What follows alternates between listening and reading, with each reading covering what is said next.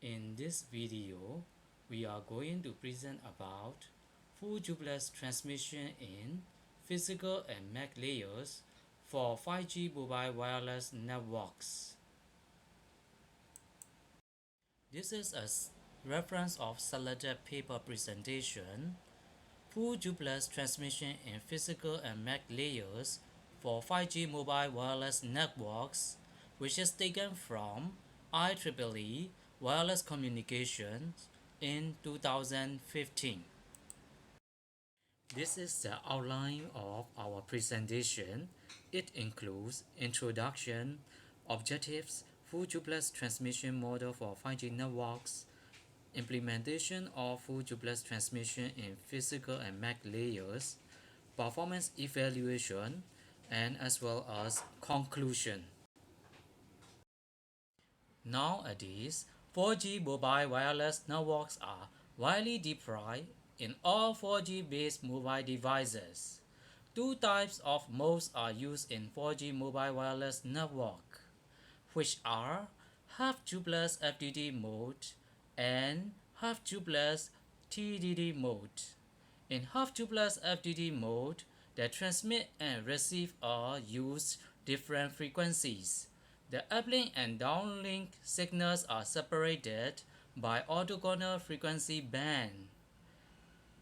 Half duplex FDD mode has performance constraints. These are quantization of CSIT, inflexible bandwidth allocation, and gauge frequency band.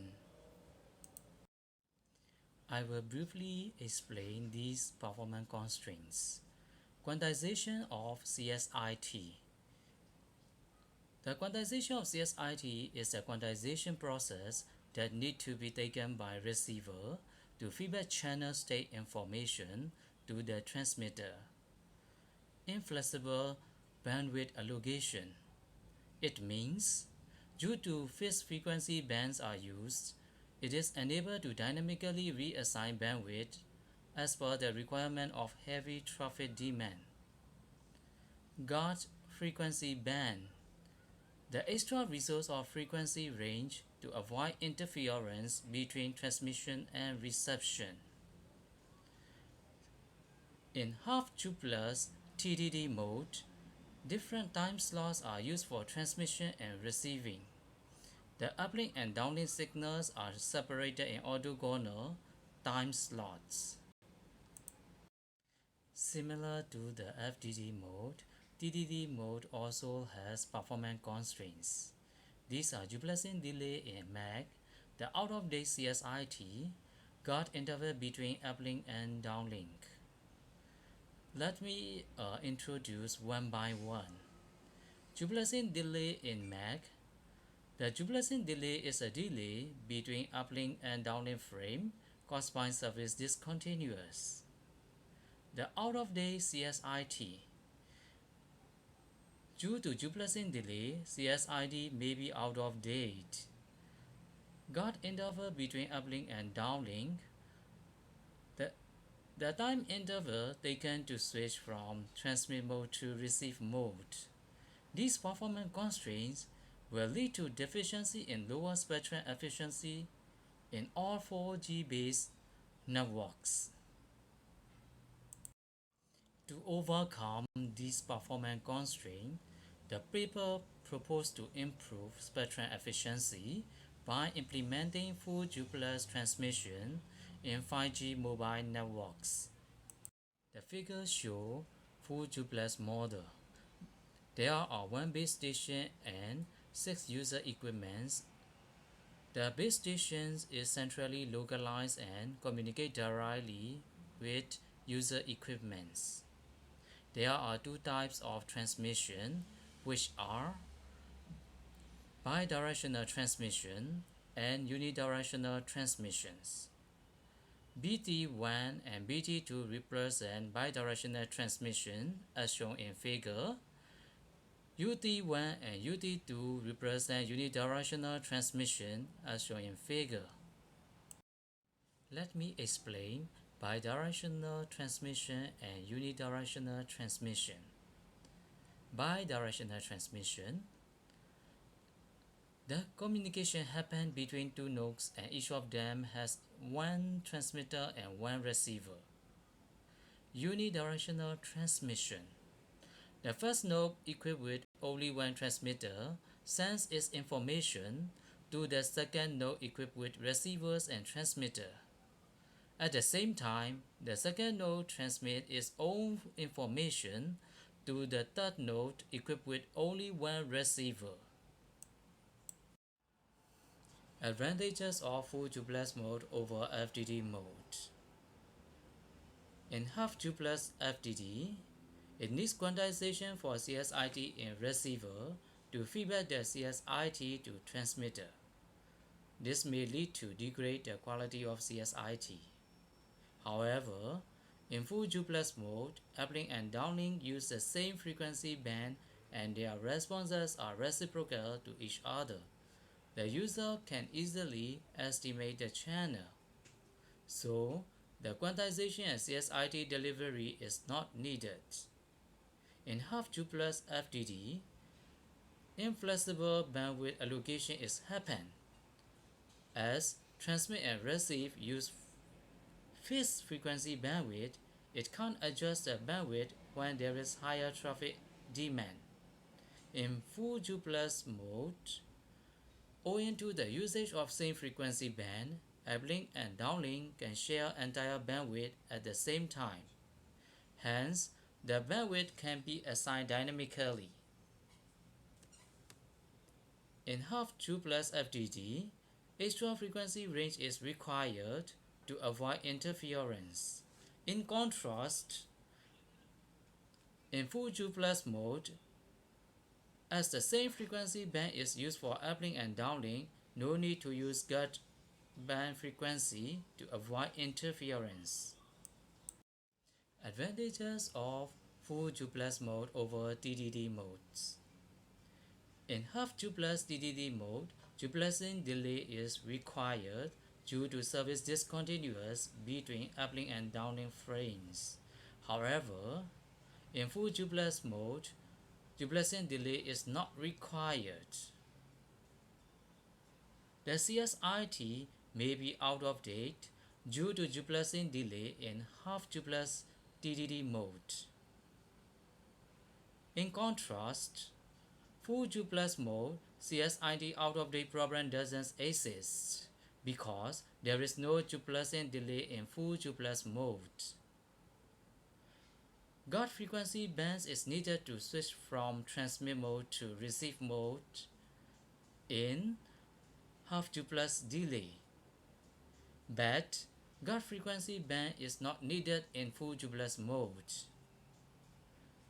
These are the advantages of full duplex mode over half duplex FDD and DDD mode. Thank you, Kevin. Next, let me introduce the work that those authors have done in the physical layer.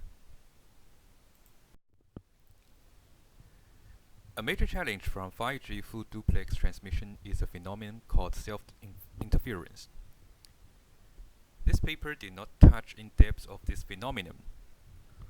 We found a good match from a tech manual online to define this phenomenon.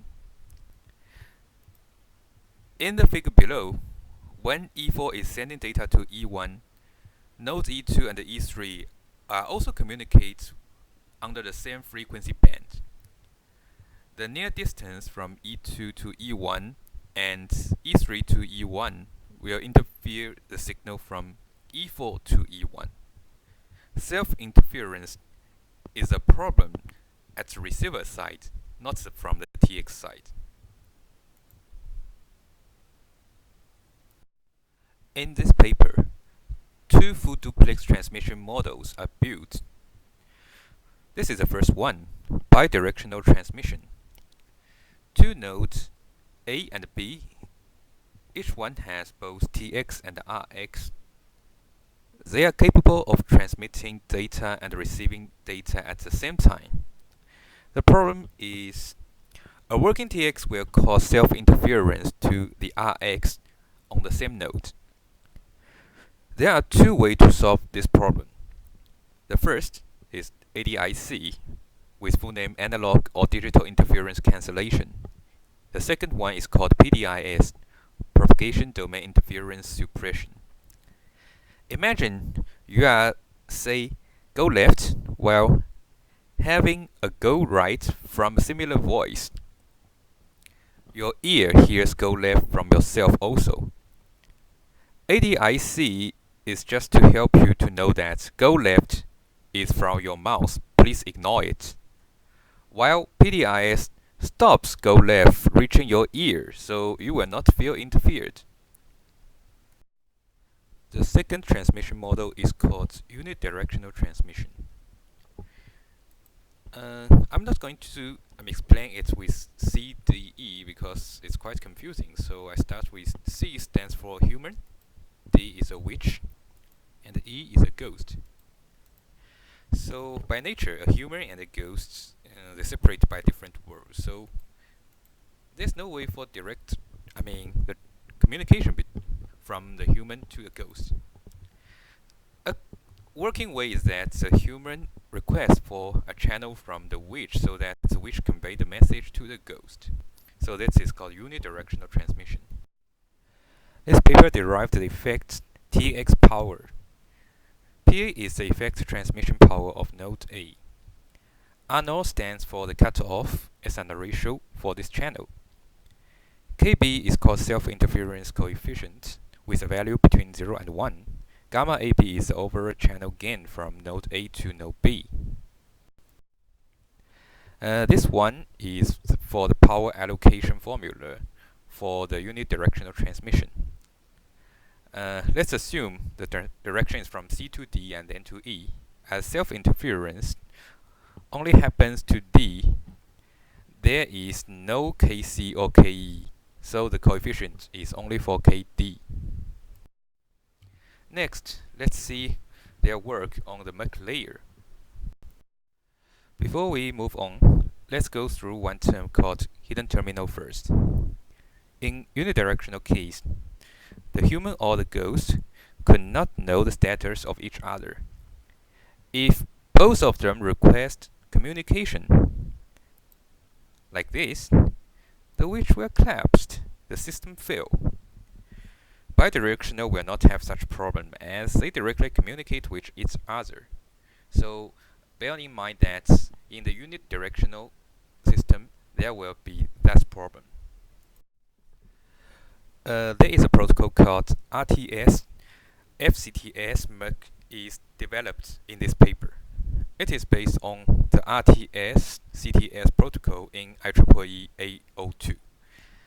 RTS stands for ready to send, and FCTS is for full duplex clear to send. The difference between the CTS and FCTS is that CTS has only one receiver address, while FCTS has two.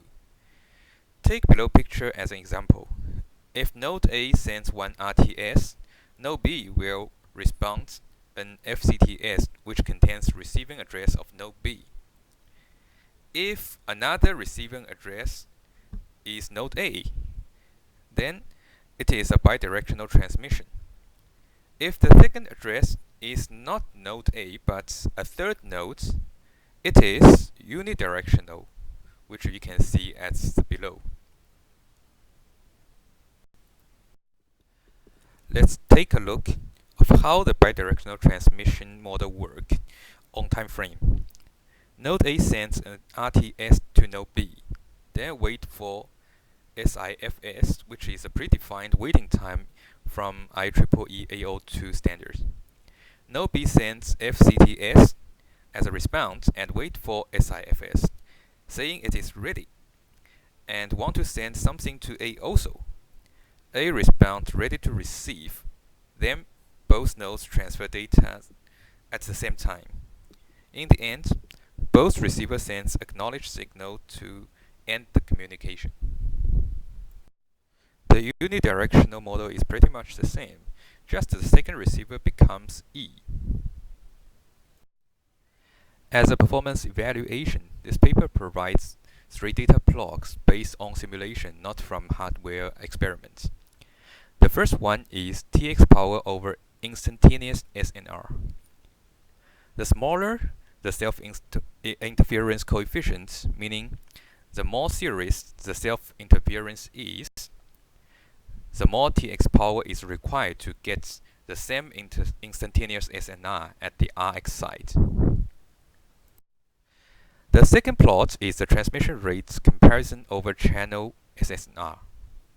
The top three curves are obtained with minimum attenuator number of 3, and the following three curves are from minimum attenuator number of 2.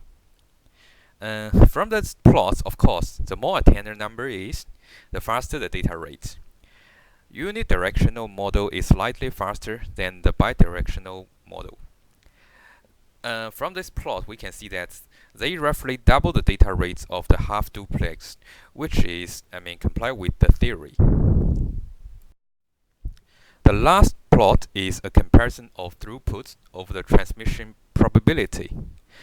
The red color is for full duplex, and the black one is for half duplex. Each mode was ran based on the user interface number, equal to 10, 20, and 30 respectively. If nobody is likely to use the transmission channel, the full duplex model has twice the throughput, you can see on the left, as the half duplex one.